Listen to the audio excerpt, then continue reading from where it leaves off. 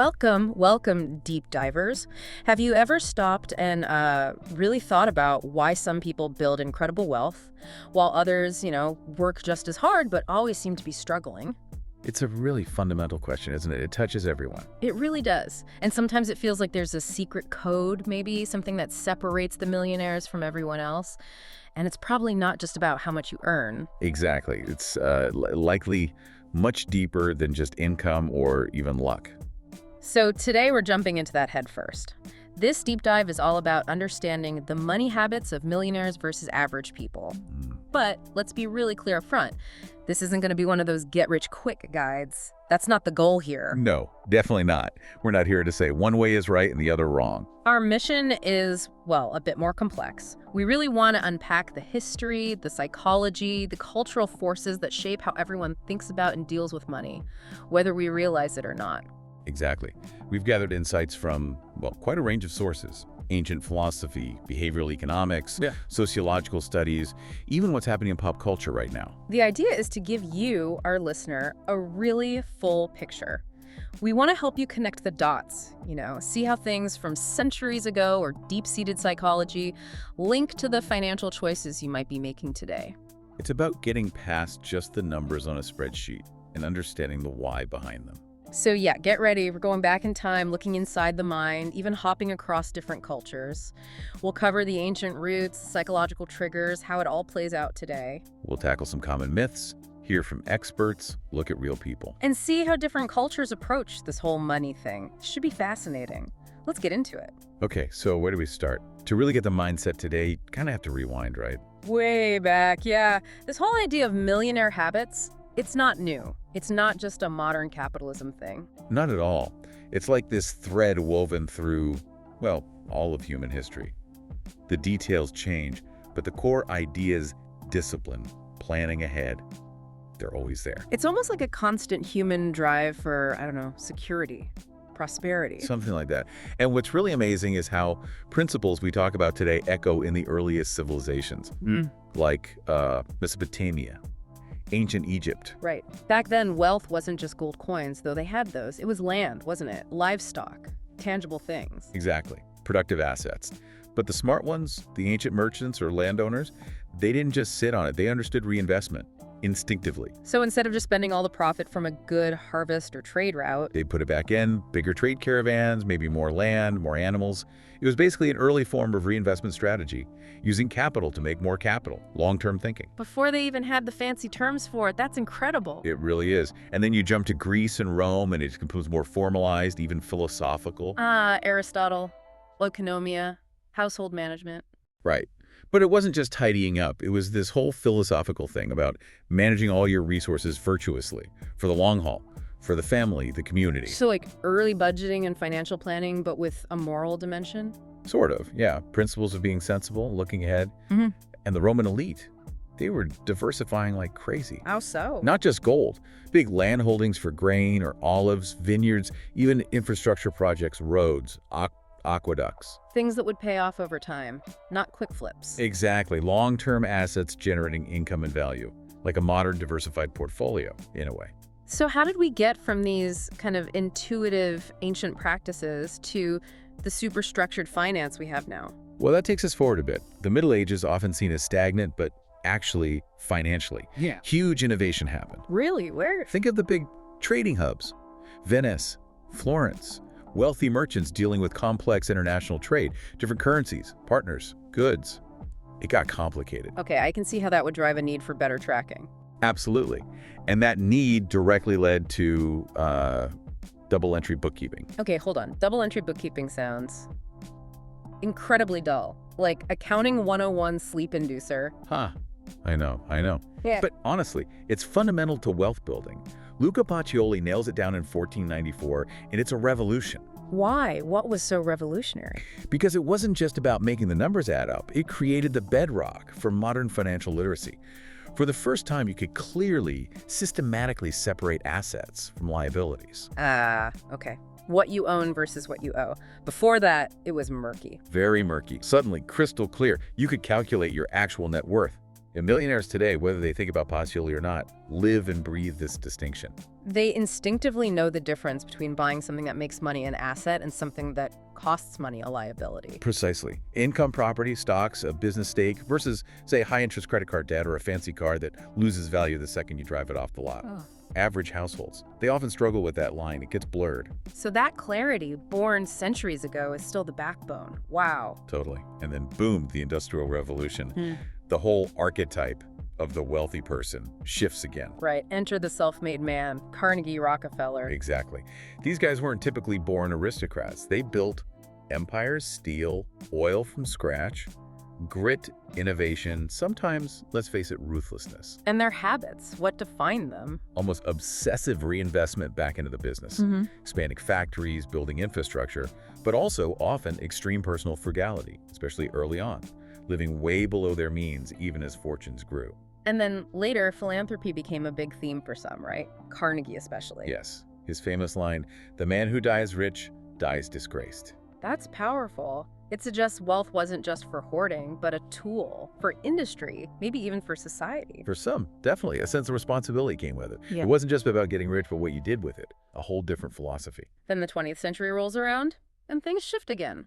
The American dream changes shape. Big time. In the 50s, what did that dream look like? The house in the suburbs, the new car, all the appliances. Very visible consumption, showing your success. Right. Wealth was demonstrated through buying stuff. But then, maybe post-80s, things pivot.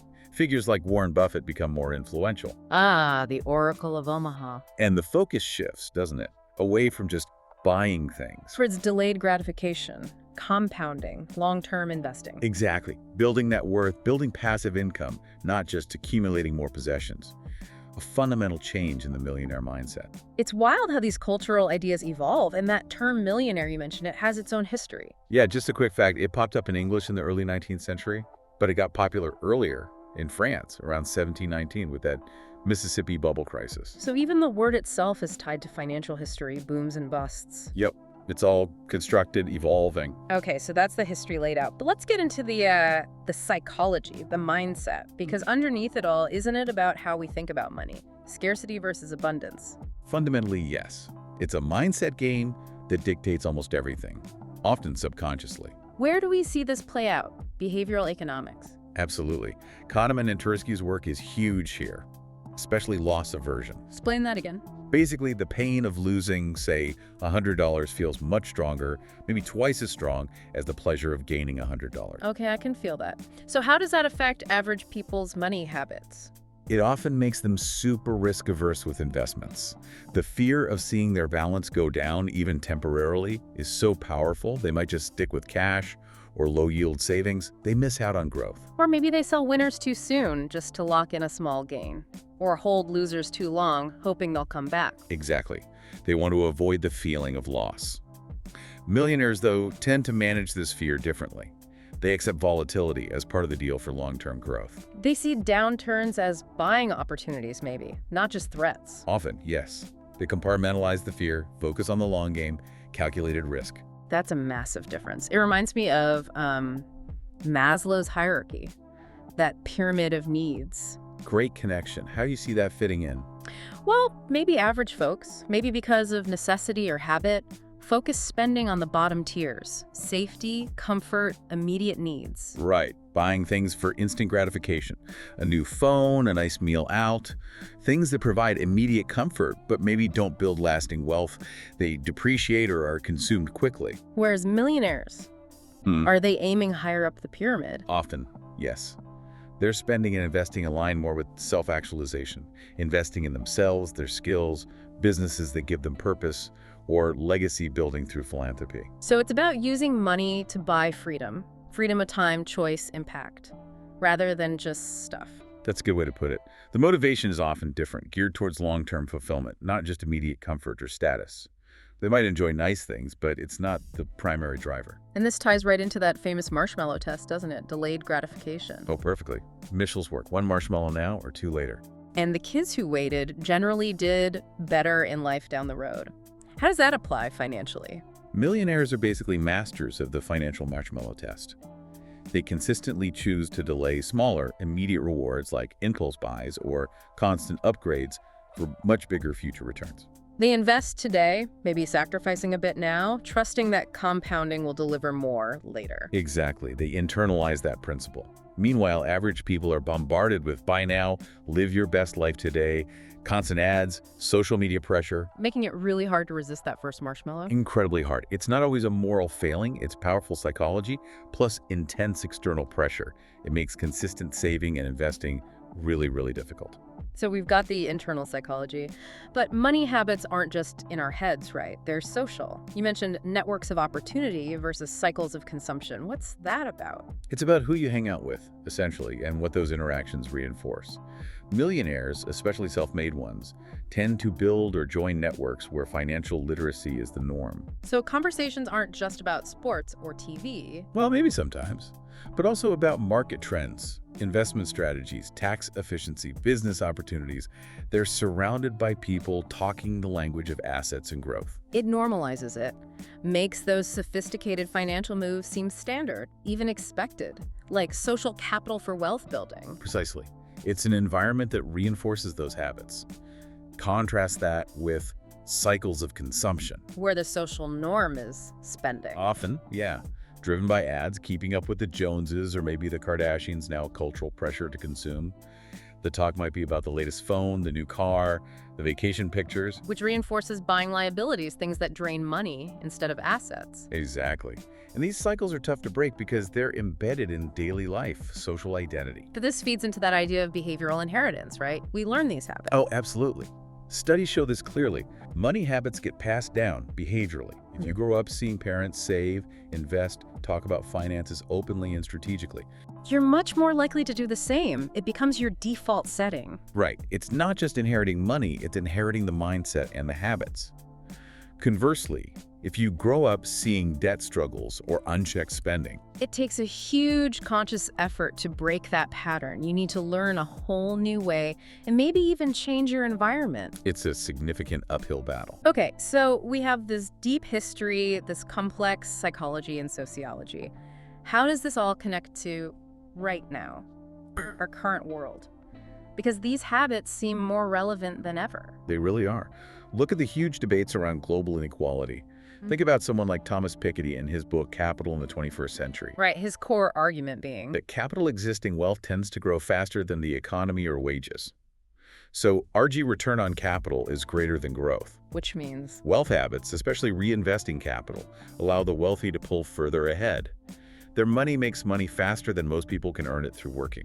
So even if someone works incredibly hard, if they're relying only on wages and wages aren't keeping pace with capital returns, the gap widens. That's the structural argument Piketty makes, based on historical data. It shows how these habits play out on a massive scale. It's not just personal, it's systemic. And then there's the media landscape. Pop culture is saturated with money talk now. Totally. YouTube, TikTok, flooded with wealth gurus. You've got extreme minimalists, crypto bros, promising riches, manifestation coaches, side hustle experts, real estate investors, and shows like Shark Tank, right? They make entrepreneurship look glamorous. Exactly. They highlight the pitch, the deal. It reinforces certain archetypes, the risk taker, the visionary, which can be inspiring, sure. But maybe glosses over the failures, the sheer hard work, the luck involved. It can, yeah. Sometimes it oversimplifies the reality of building something substantial, makes it look easier than it is. And technology. That's changed the game too. Robinhood, crypto, AI advisors. For sure. Access to tools once only for the rich is now democratized. Anyone with a phone can trade stocks, buy Bitcoin, get automated investment advice. So here's the key question then, for you listening. Does that access actually level the playing field? Or does that underlying mindset gap, the psychology, the habits we've been talking about, still matter more? Because you can have the tools. But if you don't have the discipline, the long-term view, the emotional control during downturns, the focus on assets, does access alone change anything? It might even amplify bad habits if you're not careful, like giving power tools to someone who doesn't know how to build. That's a great analogy. The mindset is arguably still the crucial piece. Okay, let's bust some myths. Because there are so many misconceptions floating around about Millionaire. Oh, definitely. Myth number one, millionaires all live like celebrities. Private jets, mansions, yachts. Like on Instagram Reels? Yeah, that image. But the research, especially from Thomas Stanley's The Millionaire Next Door, paints a very different picture. What did he find? He studied thousands of actual self-made U.S. millionaires over decades, and the vast majority lived surprisingly modestly. Like how? Average homes in normal neighborhoods, driving used cars, often several years old, avoiding flashy luxury brands, cooking at home. So their wealth was accumulated and invested, not flaunted. Stealth wealth, basically. Exactly. Quiet confidence, not conspicuous consumption. That book really flipped the script on the stereotype. Okay, myth 2. Wealth is all about income. Just earn more and you'll be rich. That's a big one. People chase higher salaries thinking that's the whole game. But it's not. A higher income helps, obviously, gives you more to work with. Yeah. But average people focus on earned income. Millionaires focus on net worth and passive income streams. Explain that distinction again. Passive income. Money that comes in without you actively trading your time for it. Think rental properties, dividends from stocks, royalties, business profits that don't require your daily grind. So it's about making your money work for you, not just you working for money? Precisely. That's the fundamental shift. Building assets that generate income frees up your time, builds resilience. It's about keeping and growing, not just earning and spending. Got it. Myth 3. Millionaires are just lucky. Born into it, won the lottery. The born lucky narrative. It's comforting, maybe, because it dismisses their effort. But is it true? Well, inherited wealth is definitely a factor for some, no question. Huge advantages there.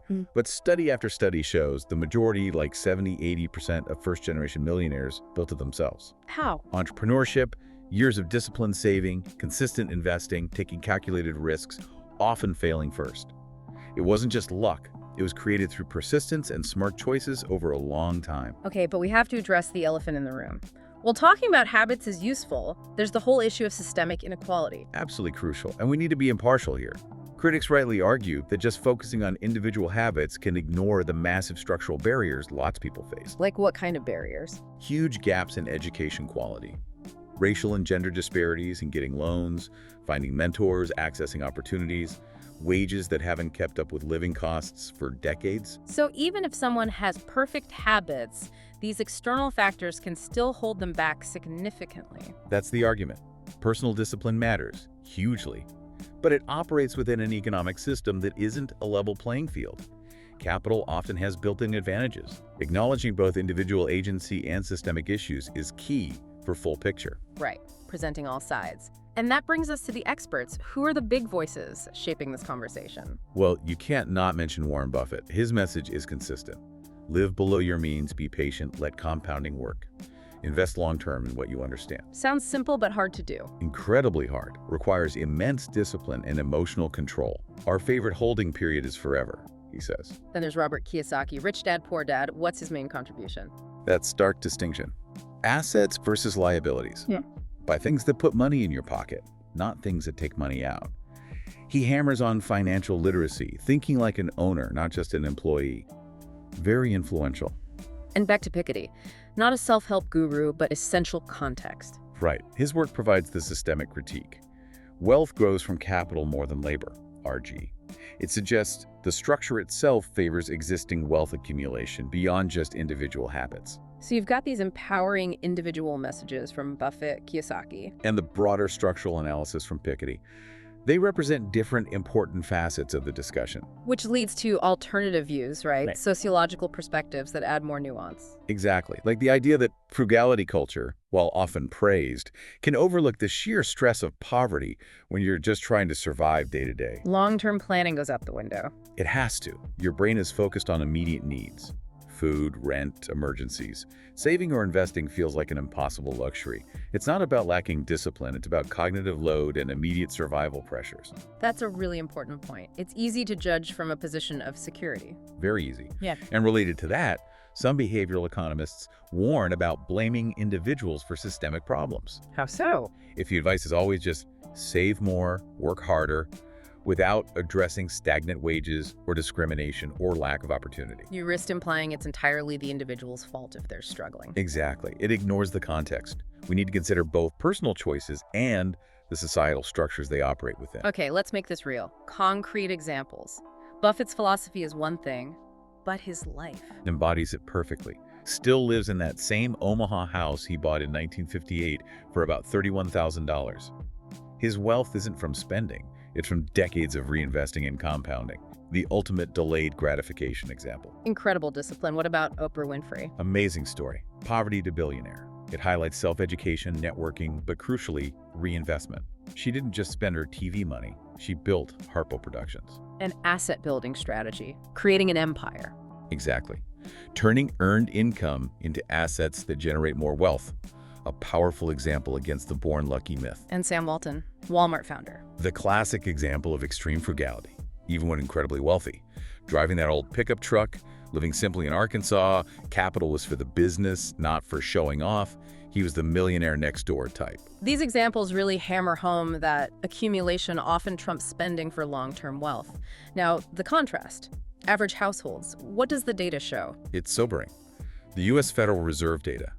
Something like 60% of Americans can't cover a $400 emergency without going into debt or selling something. Wow, $400. That's not a huge amount. It's not. It vividly shows how many people live right on the edge, paycheck to paycheck, no buffer. Money isn't about freedom or legacy, it's about immediate survival. That statistic really highlights the precariousness and the stress people must feel. Stark contrast. Absolutely. Now, we've mostly talked through a Western lens, but money habits vary hugely across cultures, right? Oh, massively. Deeply influenced by history and values. Take East Asia, China, Japan, South Korea. High savings rates there, typically. Very high. Often linked to Confucian values, thrift, diligence, but also collective family advancement. Saving isn't just for you, it's for the family, kids' education, the next generation. Frugality can be seen as wisdom. That collective focus is different. What about South Asia? India, for example. Wealth there is often traditionally tied to tangible things, especially gold and land. Gold is security, status, family honor. And unlike stealth wealth, visible wealth can be important for social standing, especially around big events like weddings. It's about community reputation, too. Interesting. And the Middle East. Oil wealth changed things. Dramatically in some places, leading to very visible, lavish consumption, supercars, palaces, a cultural appreciation for grandeur, perhaps? But alongside that, you have strong Islamic finance traditions. Like zakat. Exactly. Mandatory charity based on wealth, a form of redistribution. Plus, many nations have huge sovereign wealth funds investing globally for the long term. So it's complex consumption and long-term collective planning coexisting. And back to the West. US, Europe. Here, the emphasis is often heavily on individualistic accumulation. Wealth equals personal freedom, autonomy, self-expression, controlling your own time, pursuing passions. The self-made narrative is strong. Okay, we've covered so much ground. History, psych, global views. Let's step back for a critical analysis. Strength of these millionaire habits. Undeniable strengths. They foster discipline, delayed gratification, long-term security, responsibility, foresight. That stability benefits individuals, families, and often the wider economy through investment and job creation. And they can fuel innovation, entrepreneurship, philanthropy. Absolutely. Building capital allows for big risks, new ventures, and potentially large-scale giving back that can tackle major societal problems. But what are the downsides? The weaknesses, the dangers? Well, an extreme focus on individual accumulation can lead to hyper-individualism. Neglecting the collective good, maybe underfunding public services because everyone's just focused on their own climb. Widening social divides. Potentially. Yeah. And personally. Obsession with accumulating can mean workaholism, burnout, ruined relationships, losing sight of quality of life beyond the bank balance. A hollow victory, maybe. Could be. And critically, there's the danger of oversimplification.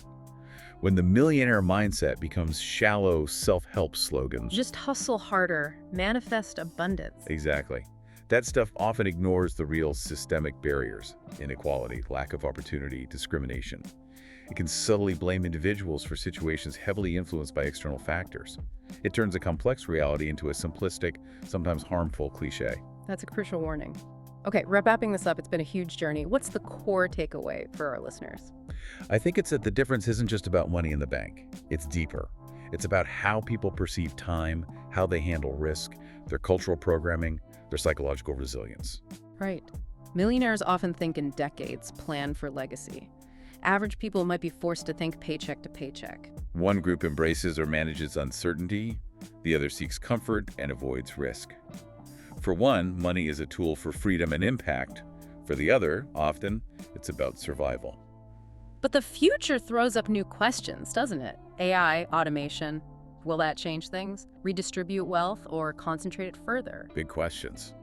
Will financial literacy ever be enough to close the gap if systemic barriers remain? And should society only celebrate individual millionaire habits, or do we need to think more about collective prosperity, redefine success? These are the things to keep pondering. Ultimately, looking at these habits isn't about envy. It's about understanding the psychology of wealth, the history of discipline, the cultural lenses we use. Hopefully this deep dive gives you, the listener, some new ways to think about your own relationship with money and the complex forces shaping it all. Thanks for joining us.